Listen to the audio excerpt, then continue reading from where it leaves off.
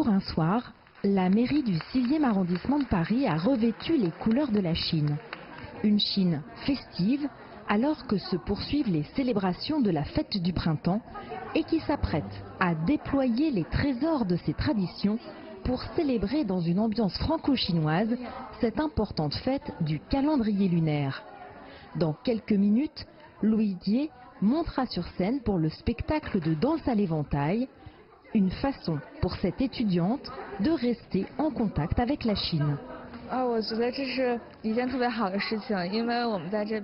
Je pense que c'est une très bonne chose parce qu'ici on ne peut pas passer le nouvel an chinois comme en Chine et ensuite ce spectacle nous donne l'occasion de retrouver notre culture chinoise. C'est donc une opportunité particulièrement intéressante et c'est pour cela que j'ai décidé de participer.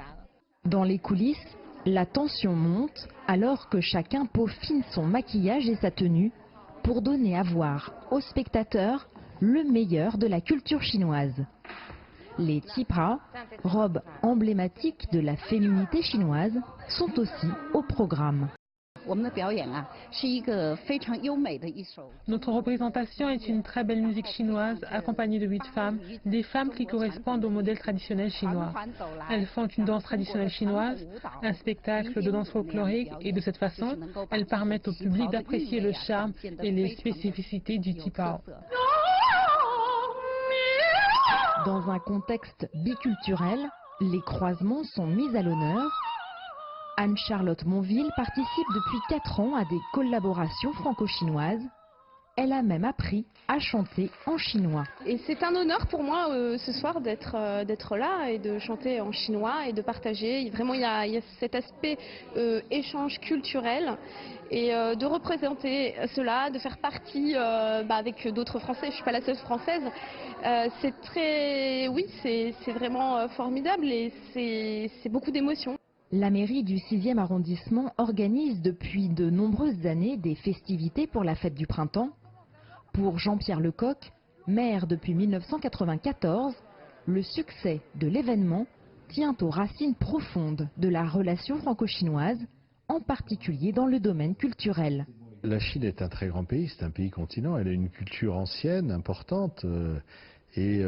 Pour les lettrés qui habitent aussi bien en Chine qu'en France, il est normal que la France et la Chine aient des relations culturelles profondes. Et si vous avez bien remarqué, dans la salle, vous avez des Chinois, vous avez des Français, mais vous avez aussi des couples franco-chinois.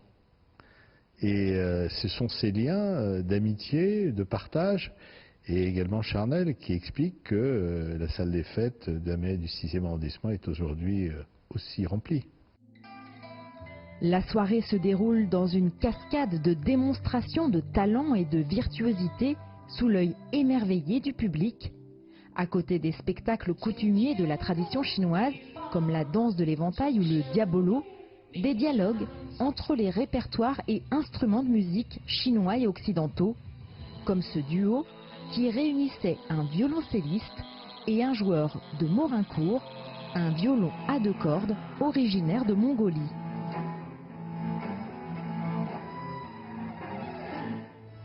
Avant le final, aux couleurs des célèbres fresques rupestres des grottes de Dunhuang, sur l'ancienne route de la soie.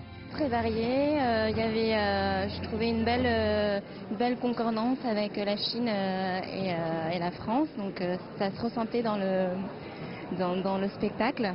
Et les danseurs étaient très bien, la musique aussi, voilà, très abouti. Pour l'association des échanges artistiques franco-chinois, organisateur de l'événement cette année, à la mairie du 6e arrondissement, mais également dans le 3e et à Fontainebleau, la soirée est une réussite en attendant l'année prochaine. C'est la 5e année que l'AEACF organise ce type de partenariat avec des mairies de la région parisienne. Une manière, en faisant monter sur scène ensemble des artistes et des jeunes français et chinois, de croiser les talents et de favoriser les échanges et la compréhension. Jade Charles, CGTN, Paris.